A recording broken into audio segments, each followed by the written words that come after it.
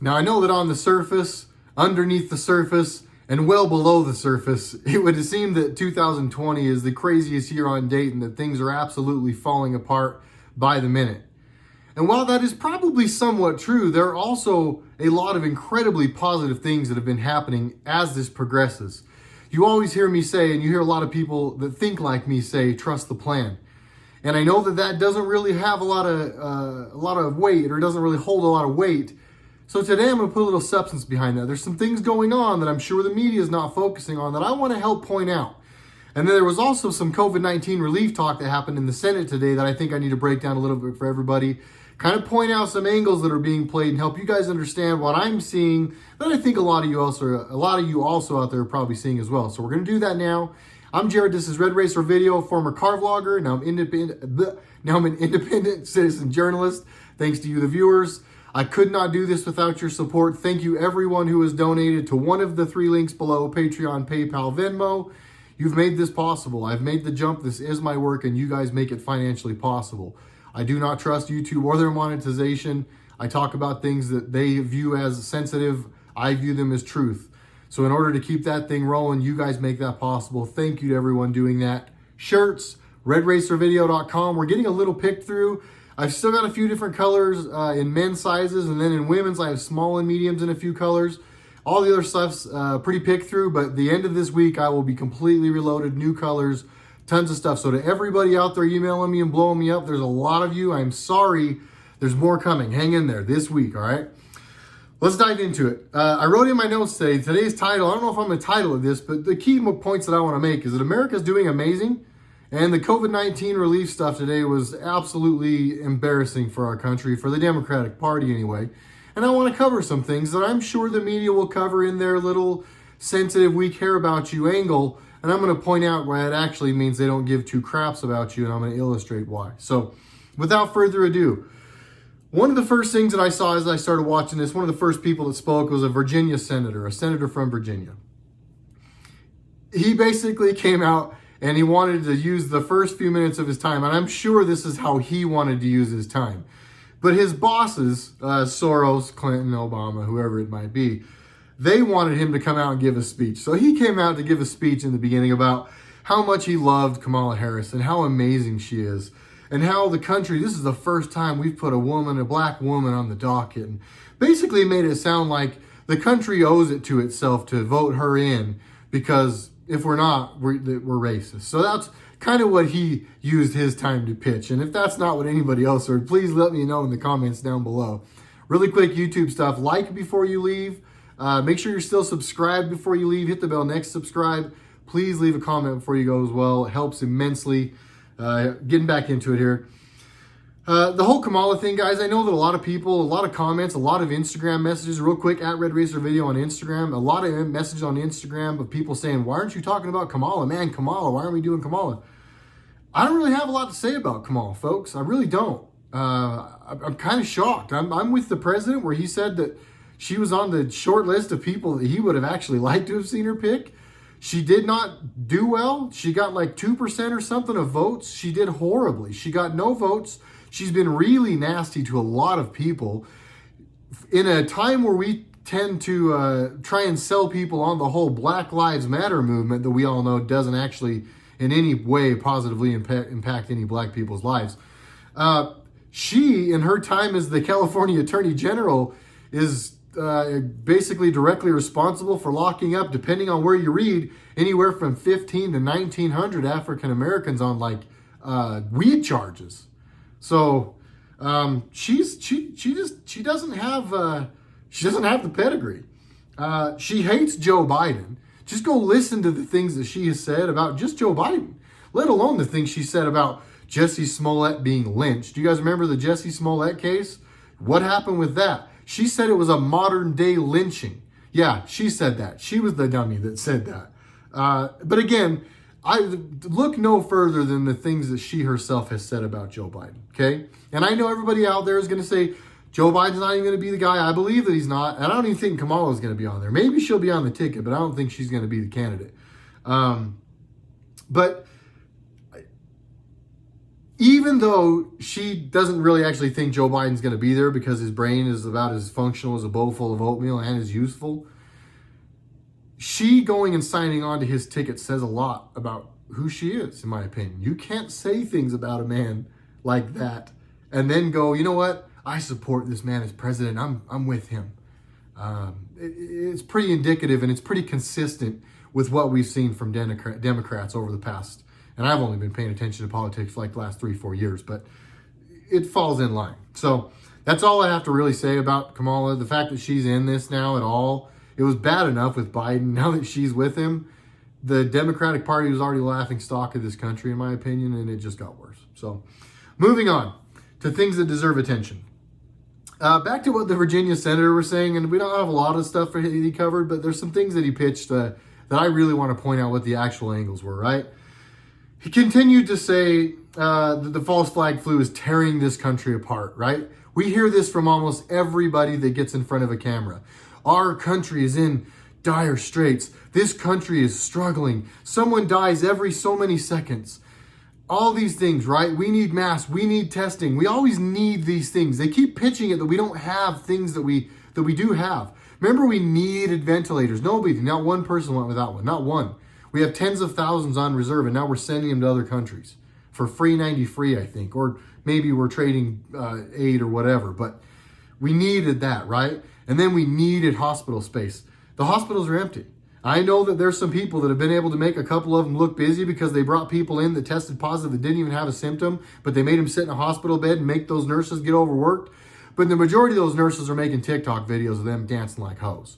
So you guys can keep pitching, Cam. By you guys, I mean the Democrats. They can keep pitching that this flu is scary and we should be terrified and we have to wear our masks and now we need goggles. And man, before we know it, we're going to be in combat gear. They're just slow walking us down the path of us already being in full combat gear so we can start off this revolutionary war or civil war or whatever they're trying to get us to do.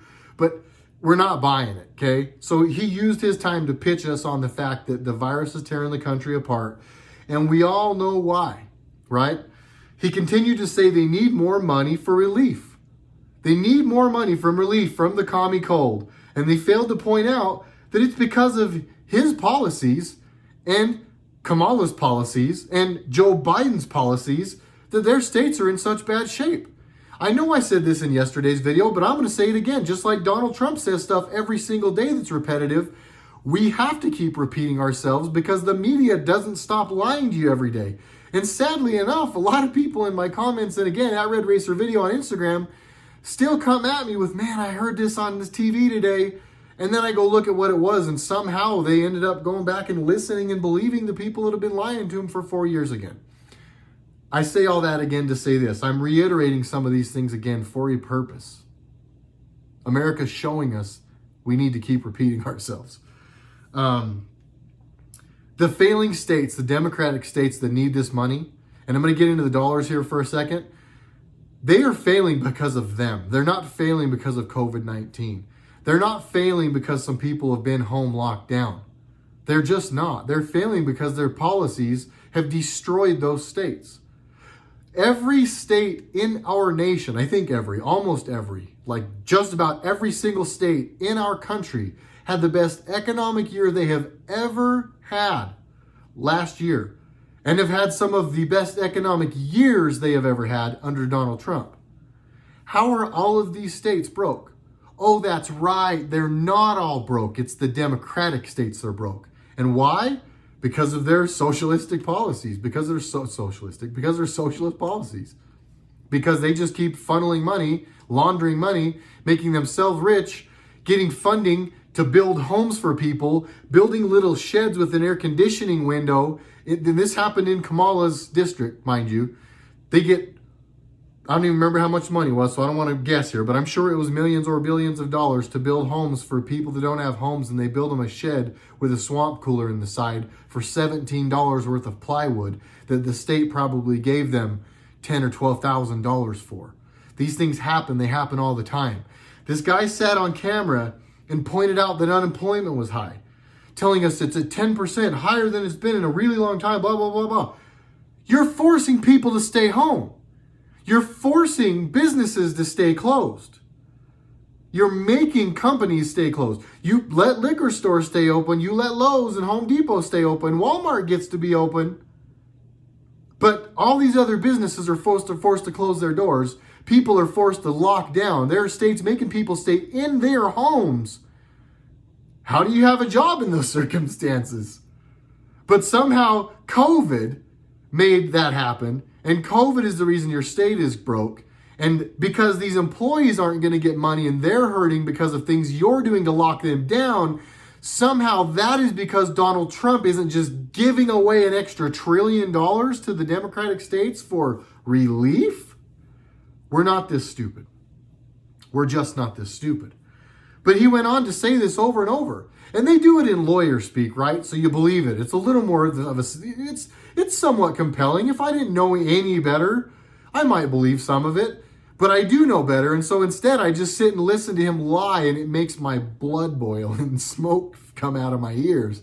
I watched this video this morning. That's why I'm not making the video till today at 6:29, because 4:20 had to pass first. These people drive me off the edge some days. But again, we see through it, and I know America sees through it. Back to what Q has said to us, back to our X22 report. Quick, shameless plug for David, the X22 report, link in the description. We can't show people or tell people, we have to show people. America is watching. There were people watching these hearings today. I watched people comment about this on Instagram. This stuff is making the airwaves. It's going through social media, and that is powerful. And that is why they're deleting people's accounts left and right that don't say the right things, that don't fall in line. The other thing we've got to go back to, and this is kind of going to transition me into Donald Trump today, again went in front of the camera and gave another big press conference, and again, some of it redundant, but a lot of it very, very powerful, and there was some stuff that was said that I'm going to reiterate because it deserves reiterating. They are faking the counts left and right. There's some numbers that matter, okay? Stuff all these in your pipe and smoke them. Everybody that's trying to tell me I should wear a mask, one more time, at RedRacerVideo.com. Click on shop now. Go buy these shirts. Wear them proudly. Okay? They are doing nothing more than pushing fear with this mask. It is just making everyone go outside, see people in masks, and be like, oh, everyone else is doing it, so I better do it. That's all it is. That is it. 99.95% of people who have died from the virus in the United States were adults. 99.95, so basically all of them. Almost zero children have died from this. Almost zero. One is too many, just like our president says. But that is almost none. 99.95% are adults. Why are schools closed? Why are you trying to make my kid go to school with a mask on so that they can't breathe and have a headache all day? Doesn't add up. It just doesn't. Let's keep going. 99.7 is the total survival rate in the United States for people that have been diagnosed. They keep pushing the whole we don't have tests thing, right? Horse crap. We've tested 6 times more people than the next closest country. They want every single person in our country tested. That is what they want. And they want that for one reason and one reason only. It's so they can say that we have a spike in cases because they count everyone. They count dogs, they count fruit, they count people that have no symptoms whatsoever. They count people that don't even test positive for it. They just say they do. We know this happens. Really quickly, in the comments down below, and I know I'm going to get a mixed bag of results here. I know I'm opening myself up. But in the comments down below, if you actually know someone personally, like someone you have talked to in the last 2 or 3 years, not somebody you went to high school with, that went to a class, that was in a class with a friend of an uncle of a monkey. Somebody who you actually know. Do you know anyone who's died of COVID? Next question. And this answer will be a lot different. Do you know, and again, do put these in the comments. Do you know anyone who's had COVID and lived from it? I think you're going to find out a lot of people in the comments will say yes, because I do believe it is a thing. And it went through this country like crazy because it was spread purposely. But again, back to the numbers. 99.97% of the people who get it, even including the old people, because you have to put them in the number too, they survive from it. And then when you factor in the fact that 99.95% of children, or 99.95% are not children, that's basically telling you, which leads me to my next number, and I said this in my last video, 50%, half of our deaths are people in nursing homes. The average age of people who have died from this virus is 78. That's the average age. The average. That's crazy. As an average? That means like a lot of the people are way older than that. That's the average, 78 years old. Correct me if I'm wrong, but I'm pretty sure I'm not. Half the people who died came from nursing homes. They killed people in nursing homes, folks. They did. They put people back in nursing homes knowing that they were the most susceptible, and they killed them. They knew that this disease went after old people when they released it, and that's why they tried real hard to keep President Trump from locking this country down when he did in the beginning. Rewind a little bit. President Trump locked down early on, and everybody said he was a racist for it. And then they went back later and said he didn't do enough to hold us or to keep us protected from the virus. They talk out both sides of their mouth, and they look like absolute idiots doing it. They wouldn't have to fake the count. They wouldn't be scaring us with numbers of asymptomatic people if this was a real thing we should be scared of. This is about an election. This is the election infection, just like many of you have named it. We've got many names for it at this point. China virus, Wuhan virus. I call it the false flag flu. The commie cold is another one I've heard. There's a lot of them, but it's got more creative names than it has reasons to be scared of it. If you have a bad heart, if you have bad lungs, if you're already dying, yes, this could be the thing that pushes you over the edge. But we should never have locked our country down. No one should have ever lost their job over this. It should never have affected the economy in any way. And many people have killed themselves in this time because of all of the stress and anguish and all that has been brought on them by the economic strain, by the family strain, by all the extra that has just been put on people's plates that they knew already had a lot on their plates by design, by way of finances, by way of enslaving people, by way of making that's like the fourth time I've bleh, by way of making families have both the mother and the father working and barely have time for the kids and have to have credit card debt to go on a vacation and just all of it. It's all part of a thing. And on top of all of that, they still have to lie to us to make us scared of it. I made this point here. The people who lost their jobs did not lose their jobs. Their jobs were taken from them. No one lost their job. Their job was taken. And now, there's another point. I almost passed up one of the most important points. What they basically said, and this was, again, Democratic senators in this, what they basically kept telling us was, if we don't get funding to open the country back up, if we don't get the funding that we need, then the country can't open back up. They're basically holding the country hostage, telling everybody we cannot open this place back up effectively till we get that $1 trillion. So tell your president, unless he gives us that $1 trillion, you guys are staying at home. That was the point. That was the message that was delivered. And that's just where we're at. There's no two ways about it. They can lawyers speak it all they want. That's where we're at. They want exorbitant amounts of money.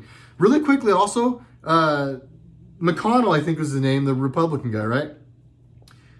They're not like at 3 million or 3 trillion, 1 trillion, and they're trying to negotiate. Republicans are saying, no, there's $1 trillion of cream in there that you're just trying to put on your bottom line that we're not going for. We're not going to let you do it. You can't have that money. We're not doing it. Okay?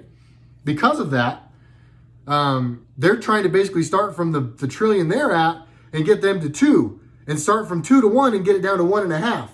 So in fairness, they are trying to get the Democrats to move a long way, but what the Democrats tried to do is ask for the world and then work their way backwards, and they're not negotiating in good faith. They're just not. They also said that the country would not be safe until there was a vaccine. Are they pushing mandatory vaccines? You guys keep trying to say that Donald Trump, not you guys, but a lot of people keep trying to say Donald Trump's pushing mandatory vaccines. No, he's not. Democrats are. They reiterated that they have the country locked down. They kept saying over and over, we have the country locked down for health purposes.